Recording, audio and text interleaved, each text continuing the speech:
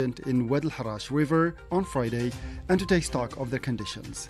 The foreign ministers of several Arab and Muslim countries, including Algeria, have strongly condemned the statement made by the Israeli occupying authorities on the so-called Greater Israel as a blatant and serious violation of international law's rules. And several European leaders will accompany EU Commission President Ursula von der Leyen to the meeting bringing together Ukrainian President Volodymyr Zelensky and US President Donald Trump at the White House.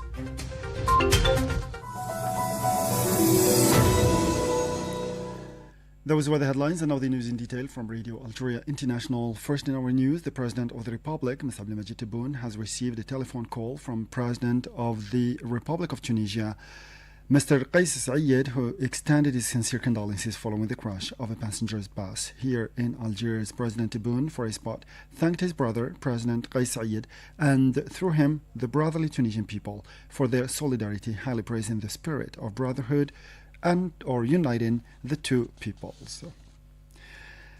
Egyptian Foreign Minister Badr Abdel Ati has offered his condolences to the Algerian State Minister in charge of Foreign Affairs, National Community Abroad and African Affairs, Mr. Ahmed Attaf, following the tragic crash of a bus carrying passengers in Wad al-Harash River in Algiers. Asya Bakar has more details.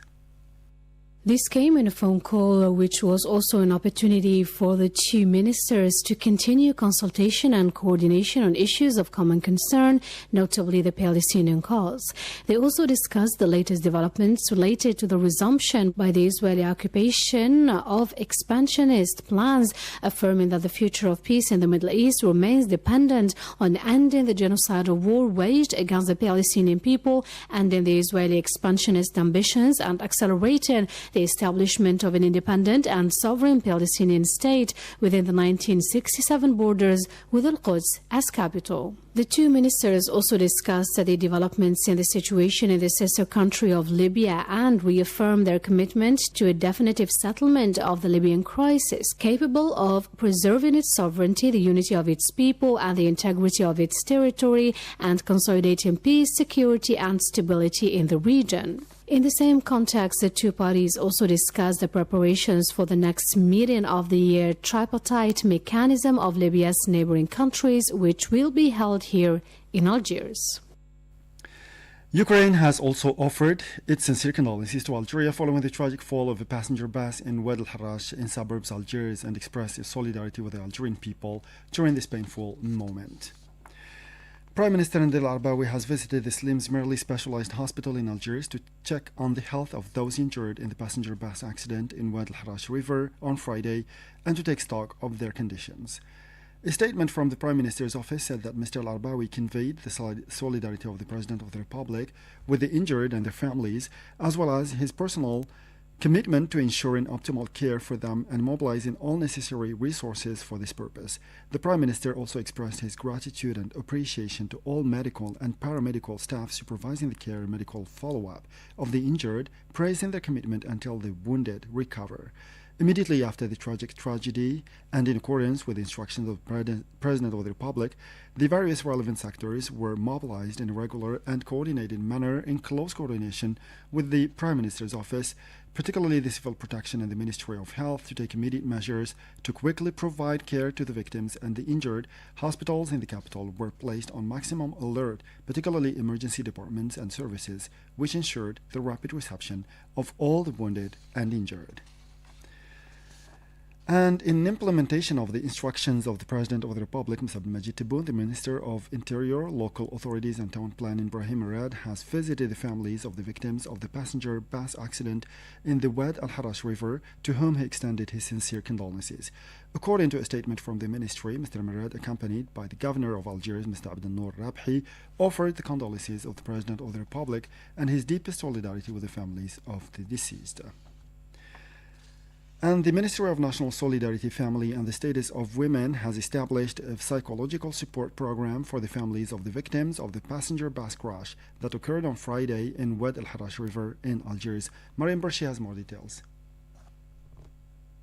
The initiative is part of the implementation of the instructions of the country's top authorities aimed at strengthening solidarity with the families of the victims of this tragic accident. A statement issued by the Ministry of Solidarity indicated that on the instructions of the Minister of National Solidarity, Family and Status of Women, Mrs. Soraya Muluji, and in accordance with the guidelines of the senior authorities aimed at strengthening solidarity with the families of the victim of this tragic accident, following the deviation and fall of a passenger bus in Wad al-Harrash, the services of the National Solidarity Sector, as well as the teams of the local Solidarity cells, were mobilized to offer condolences and bring support to the families of the victims.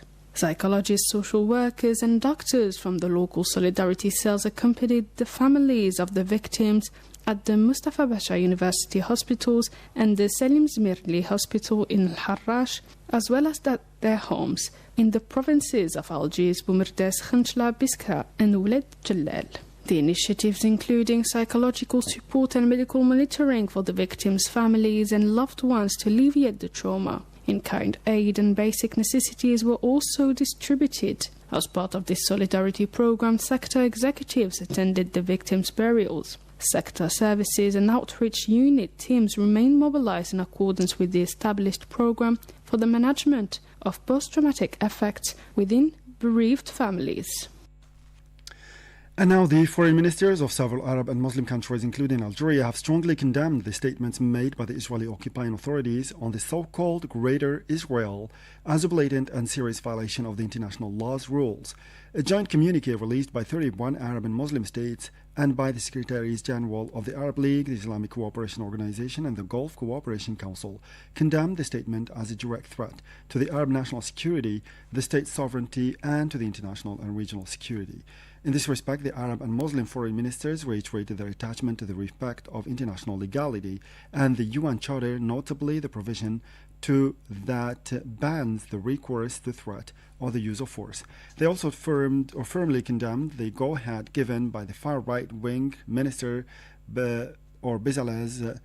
Bezalel Smotrich to the Euro settlement plan to be located in Zone E1, as well as his extremist and racist statement that runs counter the international law, denies the Palestinian people's inalienable right to set up an independent state within the 1967 borders.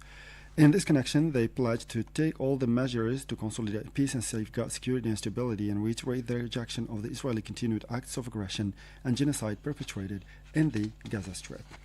And several Palestinians were killed in airstrikes carried out today at dawn by the Israeli army against various areas of the Gaza Strip. According to the health authorities, 7 people, including 2 children, have died of famine and malnutrition affecting the enclave on account of the Israeli restriction of aid. This came as UNRWA affirmed that most of the children examined by the medical teams were weak and emaciated and might die unless they receive urgent care. In Sudan, 17 people have been killed and 25 others injured by the rapid paramilitary forces in northern Darfur, which is besieged in the capital, Al-Fashir. Asya Bakar has more details.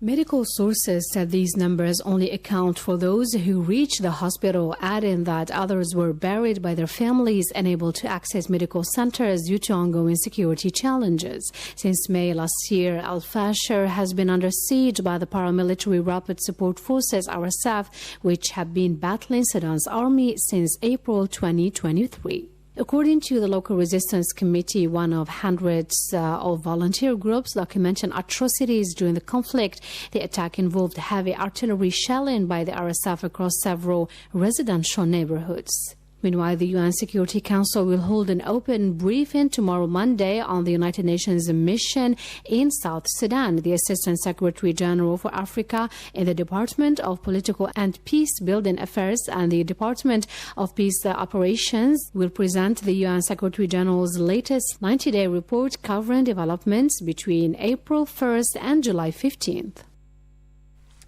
To Ukraine now, where several European leaders will accompany by EU Commission President Ursula von der Leyen to the meeting bringing together Ukrainian President Volodymyr Zelensky and US President Donald Trump at the White House. President Zelensky heads to Washington on tomorrow, Monday, for the first time since his unpopular meeting last February with President Donald Trump and Vice President Vance. Zelensky was then invited to leave the White House, but in the months afterwards, European leaders worked diligently behind the scene to repair it. The Ukrainian leader was coached to flatter to talk in terms of deal making. In April, Ukraine signed a minerals deal that gave the U.S. a financial stake in the country, and Trump and Zelensky spoke privately at the Vatican. Ukraine made it clear they were willing to pay for American weapons. And Bolivians are going to the polls in an election that could mark a shift to the right and the end of nearly 20 years of rule by the leftist Movimiento al Socialismo, MAS.